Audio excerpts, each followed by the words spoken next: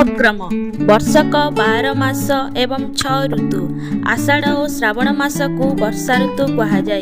एही ऋतु आषाढ़ मासरू आरंभ करी आश्विन मास पर्यंत दीर्घ 4 मास धरी राजपण करे, तेणु वर्षा ऋतु को चतुर्मास्या कहुए। समय आषाढ़ और श्रावण मास को वर्षा ऋतु कहती। साधारणतः ओडिशा रे दक्षिण पश्चिम मौसुमी वायु साधारणतः जून मासरे ओडिशा को आसे। मौसुमी वायु हिमालय पर्वत श्रेणी रे बाधा पाई फेरी आसिबा समय रे देशर विभिन्न स्थान रे वर्षा हुए। वर्षा ऋतुर आरंभ रे ओडिशा रे मध्य वर्षा हुए, तेणु जून मास ठारू सेप्टेम्बर मास पर्यंत 4 मास को वर्षा ऋतु कहती। प्राकृतिक दृश्य आकाश बक्षरे मेघमाला देखि मयूर माने नृत्य करती। वर्षा ऋतु आसिबा परे पृथ्वी शस्य श्यामल हुए। माटीर मनीष कृषक कर्म चंचल होई उठे। वर्षा पवन को खातिरी न करी कृषक माटी रे माटी होई कामरे लागि जाए।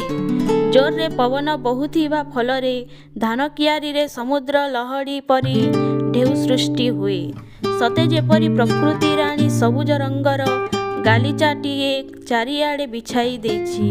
वर्षा ऋतु रे आकाश पाउसिया देखा जाए।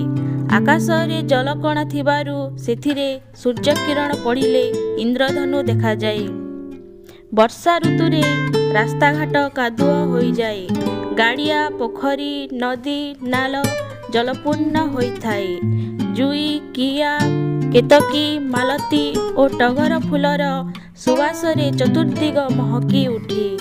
गाँ गहलीर पिलामाने कागज रे डंगा तैयारी करी भसांती। दिन राति वर्षा रे केही बाहर को आसी पारंती नाही, तेणु भक्त कवि वर्षा ऋतु को वर्णना करी गाइछंती। झिपिरी झिपी मेघ बरसे काहा दुआर को केही न आसे। वर्षा रे आकाशर दृश्य अत्यंत मनोहर। आकाश रे कला हांडिया मेघ भासुथाए।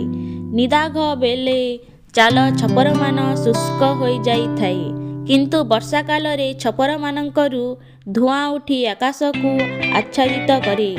बाड़ी बगीचा रे कखारू जह्नी भेंडी काकुड़ी इत्यादि पनीपरिबा चाष हुए। वर्षा ऋतु रे छतु फुटी धरणी राणी शोभा पाए। उपकार भक्त कवि मधुसूदन लिखिचंती। बरसा काल अटे मंगलकारी पालई परजांकु बरसा बारी। वर्षा ऋतु जीवजगतर पालनकर्ता अटे। वर्षा ऋतु नथिले पृथ्वी मरुभूमि रे परिणत होइतांता। कृषक एही ऋतु रे धान बुणी थाए। नदी नाल पोखरी गाड़िया जलपूर्ण होइथाए। वर्षा हेबा समय रे नदीबंध योजना द्वारा जल साइती रखा जाए। उक्त जलरू विद्युत उत्पादन हुए एवं एही ऋतु द्वारा उद्भिद जगत और प्राणी जगतर जीवन संभव होइथाए। अपकार वर्षा ऋतु रे उपकार होइथिबा स्थले अनेक अपकार मध्य होइथाए। अत्यधिक वर्षा जोगु बन्या हुए, तेणु कथारे अछि जन बिहुने सृष्टिनाश जल बहुले सृष्टिनाश। बन्यारे सबुज फसल बाली माड़ी जाए। बहु घर द्वार जनजीवन ध्वंस हो जाए। वर्षा रे चारिआडे कादुआ हेबा जोगु हईजा टाइफॉइड आदि संक्रामक रोग एही समय रे व्यापी थाए। अत्यधिक जल हेतु पद्मवन मध्य ध्वंस प्राप्त हुए।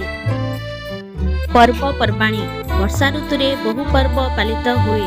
रथयात्रा द्वितीय ओषा प्रभृति पर्व पालित हुए। गंभा पूर्णिमा रे गोमातार पूजा हुए एवं पुरीर रथयात्रा भारत रे प्रसिद्ध अटे।